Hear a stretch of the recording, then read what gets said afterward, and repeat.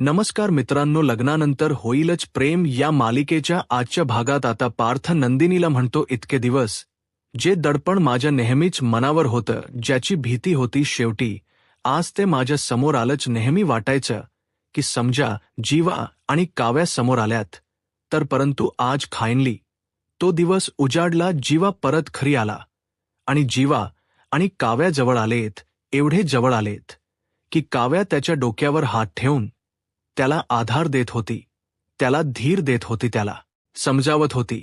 आणि प्रत्यक्ष मी या सगळ्या गोष्टीचा साक्षीदार आहे. नंदिनी पण ज्यावेळी मीत या दोघांना एकत्र पाहिले, काव्याचा हात जीवाच्या हातात पाहिला, काव्याने जीवाला दिलेला आधार पाहिला, तिने घातलेली त्याची समजूत पाहिली, त्यावेळी मात्र आई बाबन शपथ सांगतो की माझ्या मनात दुसरा कुठलाच विचार आला नाही. ते 16 डिसेंबरचे खोटोही माझ्या डोळ्यासमोर आले नाहीत, नंदिनी. कारण आज जे मी चित्र पाहिलं ते पाहिलं कारण त्यावेळी मला आठवलं ते फक्त तुझं आणि माझं असंच एकमेकांना आधार देणं काव्य.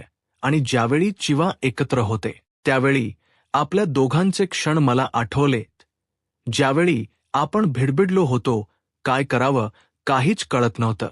आणि त्यावेळी आपणही दोघांनी एकमेकांना असाच आधार दिला होता. हे नात जपण्यासाठी आपण एकमेकांशी हात मिळवणी केली होती, आपण एकमेकांसोबत खूप गप्पा मारल्यात. पार्थ आणि नंदिनी ज्याप्रमाणे एकमेकांना आधार देत होते, तेच नाथ मला आज काव्या आणि जीवामध्ये दिसलं. त्यामुळे आज माझ्या मनात दुसरा कुठलाच विचार आला नाही. आज तर माझ्या मनाचा दरवाजा उघडला आहे. म्हणजे नेहमीच वाटायचं की जरी काच पुसली तरी सुद्धा खोटोला आतमधून बसलेली धूळ पुसता येत नाही, परंतु आज मात्र माझ्या मनावर बसलेली धूळ कुठच्या कुठे निघून गेली आहे. कारण मला माझ या नात्याचा अर्थ कळाला आहे. आज लख प्रकाश पडा आहे आणि मला कळालं आहे की खरं नातं, खरं प्रेम काय असतं. आता नंदिनीच्या डोळ्यात अश्रू असतात, तिचे डोळे पाणावलेले असतात. नंदिनी आता पायरीवर येऊन बसते. आता पार्थ तिच्या बाजूला बसतो, तिच्या डोक्यावर हात ठेवतो आणि म्हणू लागतो, आत्तापर्यंत मी तुझ्याशी बोलत होतो, तो म्हणजे नंदिनीचा मित्र म्हणून, परंतु आता मी तुझ्याशी बोलणार आहे ते जीवा दादाचा दादा म्हणूनच. आता नंदिनी शांतच होते तर पार्थ म्हणू लागतो, गेले 21 दिवस जीवाने जे प्रयत्न केलेत ते तुम्ही बघितलेत, तुम्ही अनुभवलेत. आता हे सगळं काही नंदिनी शांतपणे ऐकत असते तर पार्थ म्हणू लागतो, नाही नाही, मी तुम्हाला फोर्स करणार नाही. मी फक्त देवाजवळ एवढीच प्रार्थना करेन की आमच्या नात्यावर असणारी धूळ जशी बाजूला सरली आहे, जशी पुसली गेली आहे, तशीच लवकरात लवकर तुमच्या नात्यावरची धूळही पुसली जावी.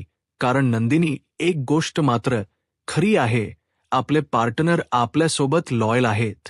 ही गोष्ट मात्र खरी आहे आणि ती आपल्याला कळालेली आहे. आता ही गोष्ट आपल्या मनाने मान्य करणं फक्त गरजेचं आहे आणि ती वेळ जवळ आली आहे.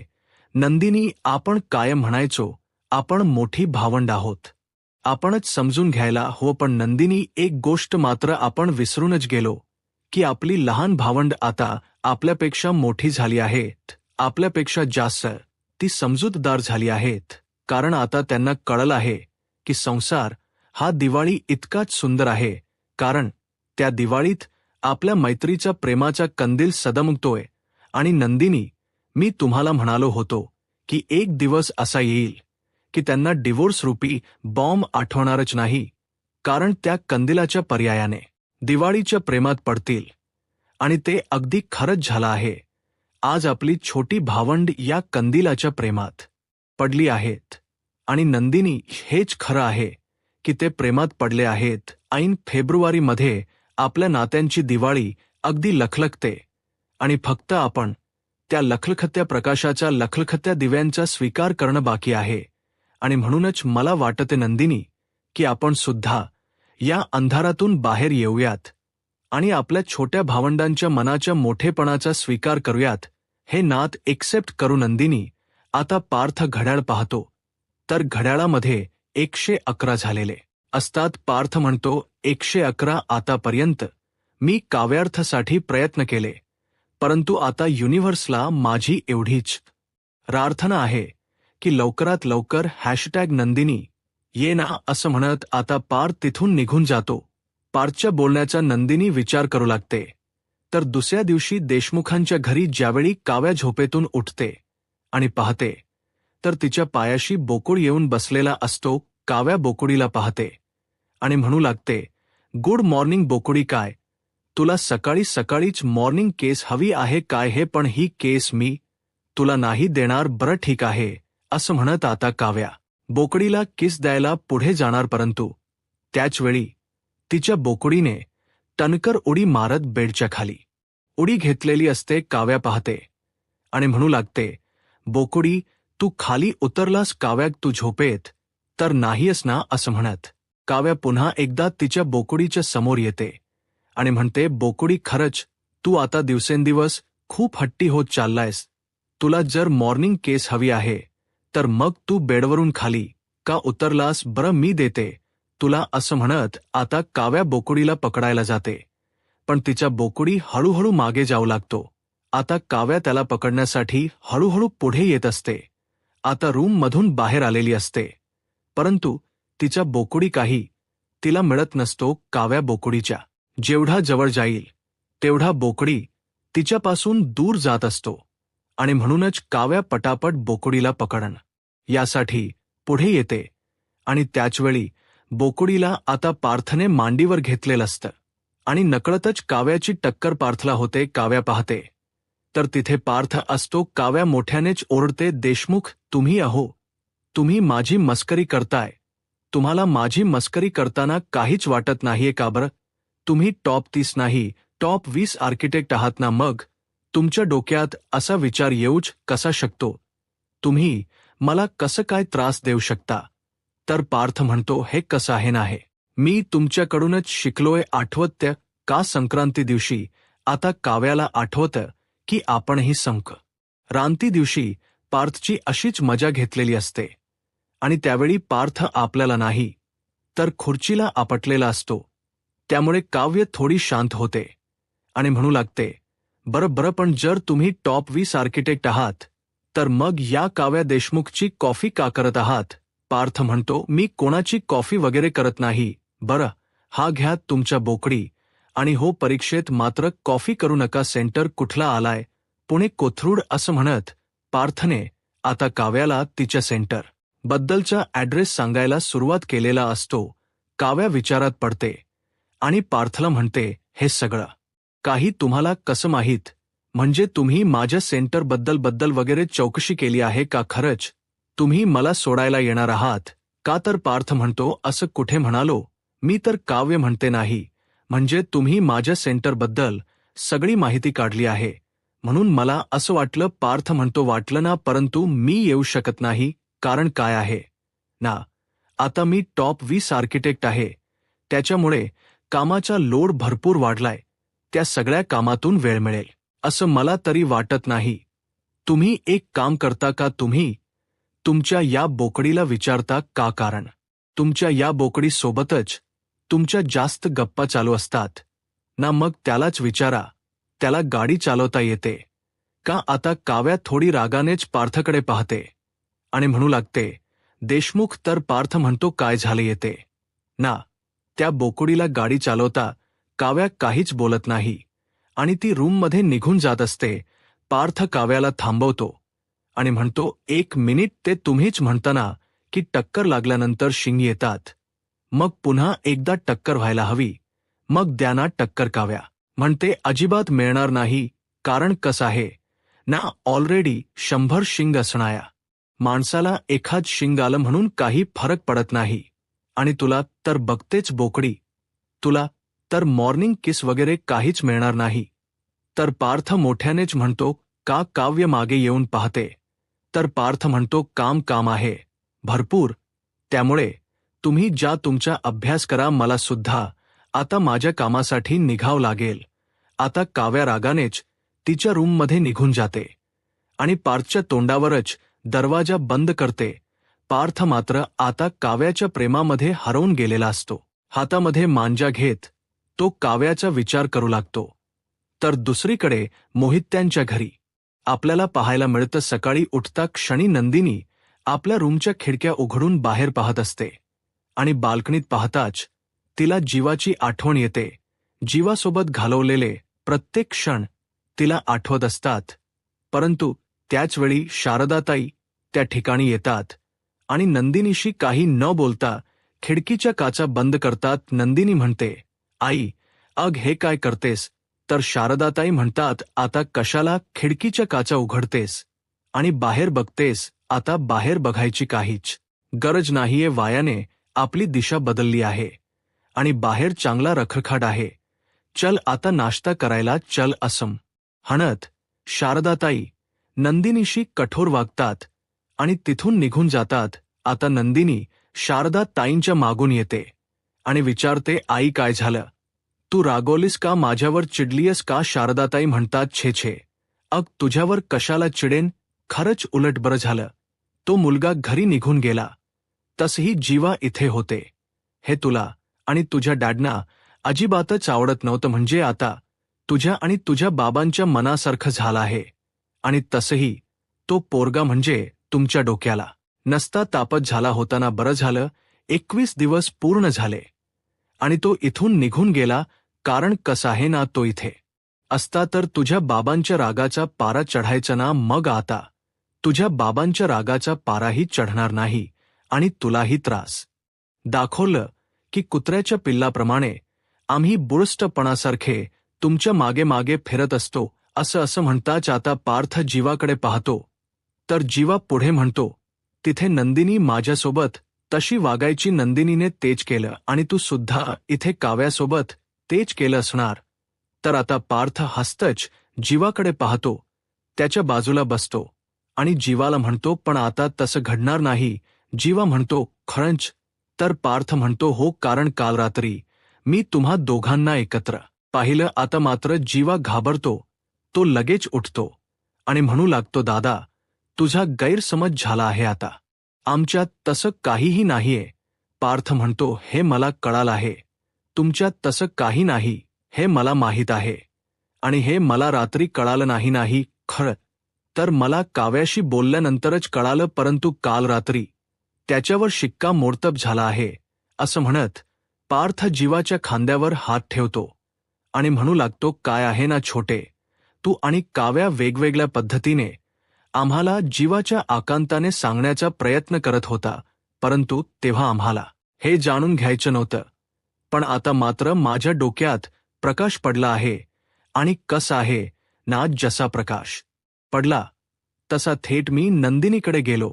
आता नंदिनीकडे गेलो हे ऐकता जीवा खुश होतो आणि म्हणतो, काय खरंच तू नंदिनीकडे गेला होतास काय? असं म्हणत जीवा पुन्हा एकदा शांत होतो. त्याला ते सर्वक्षण आठवतात. तर पार्थ म्हणतो, काय झालं आत्ताच? तर तू एक्सायटेड होतास ना की तिथे नक्की काय घडलं हे ऐकायला, मग असा अचानकच शांत का झालायस? लगेच पाऊल मागे का घेतलंस? जीवा, अशीच अवस्था झाली होती गेले 20 दिवस माझीही, कारण मला सुद्धा काव्याबद्दल प्रेम वाटत होतं. पण तू मी सुद्धा असंच पाऊल मागे घेत होतो. अगदी तुझ्यासारखंच असू. तू विचारला म्हणून सांगतोय की तुझी नंदिनी काही ब्री नाहीये, कारण काल रात्री एकटीच भूतासारखी लॉनवर फिरत होती आणि तिला पाहता क्षणी मला वाटलं की खरंच ती तुला मिस करत होती. आता असं बोलतच पार्थ आता जीवाला अंड खाऊ घालतो आणि म्हणू लागतो, काय आहे ना छोटे, तुम्हा दोघांना काल रात्री मी एकत्र बघितलं. तुम्हा दोघांमध्ये असणार बॉन्डिंग मी पाहिलं. तेव्हा मात्र मला माझ्या आणि नंदिनीच्या मैत्रीची आठवण झाली. आमच्यातल्या बॉन्डिंगची आठवण झाली. काल तुम्हा दोघांना एकत्र पाहिलं आणि डोळ्यासमोर हे चित्र आलं की दोन मित्र आपल्या पार्टनर्सबद्दल बोलण्यासाठी रात्रीच्या शांततेत एकत्र बसायचे. अगदी तुमचंही तसंच झालं आहे. काल रात्री तुम्ही ज्यावेळी बोलत होता त्यावेळी मात्र तुमच्या मनात कसलीच भीती नव्हती.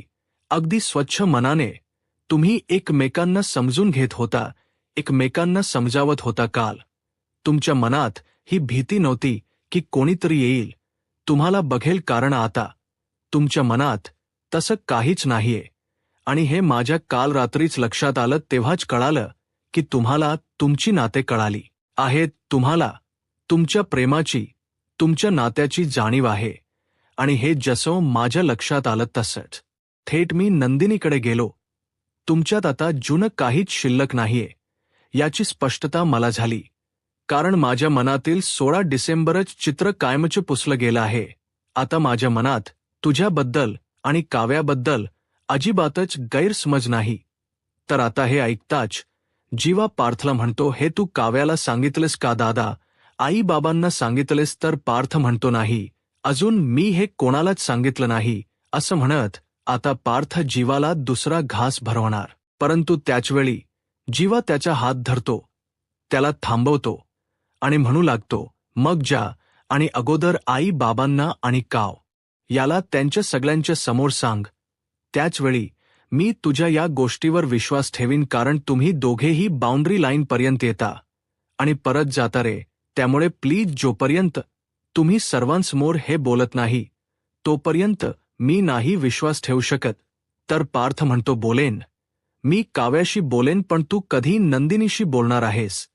तर आता मात्र जीवा शांतच होतो. पार्थ म्हणतो, अरे फेब्रुवारी महिना चालू झाला आहे. तर जीवा म्हणतो, मग काय झालं? पार्थ म्हणतो, मग फेब्रुवारी महिन्यामध्ये काय असतं हे तुला माहीत नाहीये का? की मी आठवण करून यायला हवी? बोल जीवा, कधी बोलणार आहेस तू नंदिनीशी? तर आता जीवा पार्थला म्हणतो, दादा हे बघ, तू तुझ्या नात्याचं काव्याशी बोलण्याचा प्रयत्न कर, मी माझं बघेन, कारण तसंही आता मला कोणाच्याही मागे मागे जायचं नाही. जर यायचं असतील तर तेच येईल आता. असं म्हणताच पार्थ म्हणू लागतो, आणि जर ती आली तर आता मात्र जीवा शांतच होतो. तर पार्थ पुढे येतो आणि जीवाला प्रश्न करत म्हणतो, नंदिनी, जर तुझ्या मागून आल्यात आणि जर त्यांनी तुझी माफी मागितली, त्यांना त्यांच्या चुकीची जाणीव झाली, तर तू माफ करशील ना? आता जीवा काही न बोलता पार्थला म्हणतो, दादा हे बघ, मी हे सगळं काही नंतर बघेन, तू जा आणि अगोदर काव्याशी बोल. तर पार्थ म्हणतो, मी तर काव्याशी होणार नाही. असं म्हणत शारदाताई नंदिनीला चांगलंच सुनावतात. तर नंदिनी आपल्या आईचा हात हातात घेते आणि म्हणू लागते, आई, मला तुझा राग कळतोय. तर शारदाताई नंदिनीला म्हणतात, पण नंदिनी, कसं आहे ना, तू जरी माझी मुलगी असलीस तरी तुझा रागही कळत नाहीये आणि तूही मला कळत नाहीयेस. नक्की तुझं काय चाललंय हे मलाही माहीत नाही, कारण जीवा इथे होते तर नेहमीच तू त्यांच्यावर रुसून बसायचीस. तो पोरगा नुसता झिजलाय तुझे रुसवे काढून, आणि आता तो नाहीये तर सारखी बाल्कनीतून लॉनकडे पाहत असतेस. कशासाठी? आता काही पाहण्याची गरज आहे का? आता अजिबात पाहू नकोस. तर नंदिनी म्हणते, असं काही नाही आई, प्लीज मला समजून घे.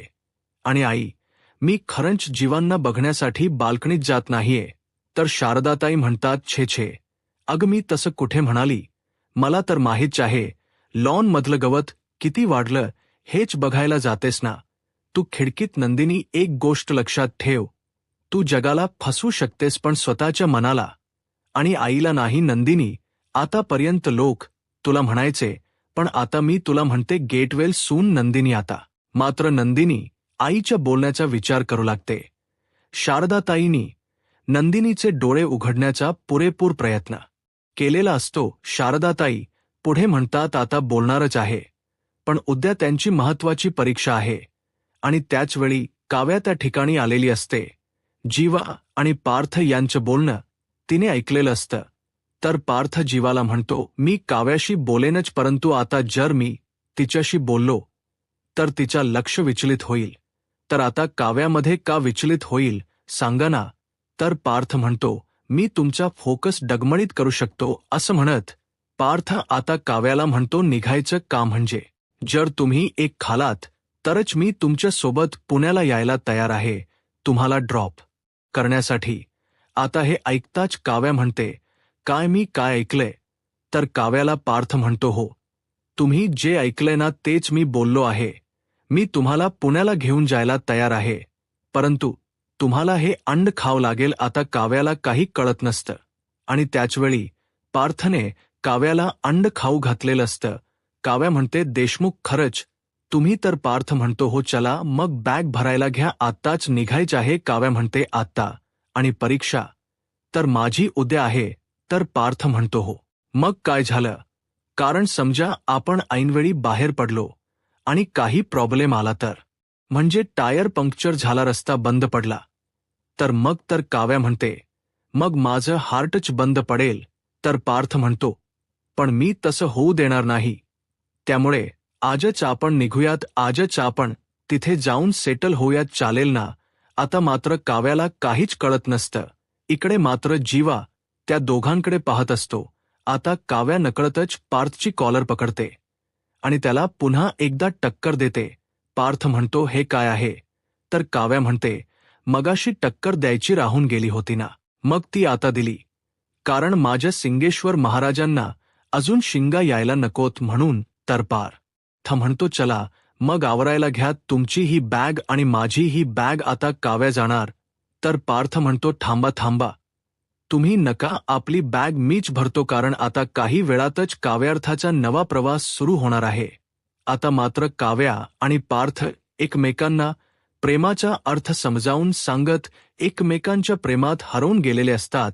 आता काव्या बॅग भरायला जाणार, परंतु त्याचवेळी त्या ठिकाणी नंदिनी आलेली असते आणि मोठ्यानेच म्हणते, ऑल द बेस्ट काव्या. आता सर्वजण पाहतात तर तिथे नंदिनी आलेली असते.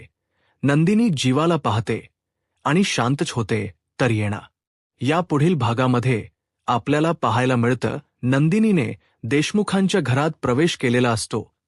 तर आता काव्या म्हणू लागते, नंदिनी ताई, तू तर मला ऑल द बेस्ट म्हणायला आलीयस, पण नंदिनीची ताईची नजर काही वेगळंच सांगत आहे, म्हणजे नजर कोणा दुसरीकडेच आहे. आता मात्र जीवा तिथून निघून जातो. तर काव्या नंदिनीला म्हणू लागते, जीवात खरंच दुखावला गेला आहे नंदिनी ताई, एक गोष्ट विसरू नकोस की आपण देशमुखांच्या सुना आहोत आणि देशमुखांच्या मुलांना कसं नवायचं हे आपल्यापेक्षा कोणाला अजून माहीत असणार. असं म्हणत शेवटी आता नंदिनी सुद्धा आपलं नातं पुढे घेऊन जाण्यासाठी पुढाकार घ्यायला तयार झालेली असते. तर दुसरीकडे पार्थने काव्याची आणि आपली बॅग भरलेली असते, परंतु बॅगची काही चैन लागत नसते. पार्थ काव्याला म्हणतो, काव्या तुम्ही एक काम करता का, जरा सुटकेसवर बसाल का, म्हणजे सुटकेस जरा दबली जाई आणि त्याची चैन लागू शकते. आता काव्या पार्थला म्हणते, काय भरता तुम्ही नेहमी बॅगमध्ये, मला काहीच कळत नाही. असं म्हणत आता काव्या ते बॅग उघडून पाहते. त्यावेळी मात्र तिला धक्काच बसतो आणि पार्थ मात्र त्याची नजर लपवण्याचा प्रयत्न करतो. आता नक्की पार्थने बॅगमध्ये काय भरलं असेल, आता पुढे काय होईल हे पाहायला आत्ताच माझा महाराष्ट्र या यूट्यूब चॅनलला सबस्क्राईब करा. धन्यवाद.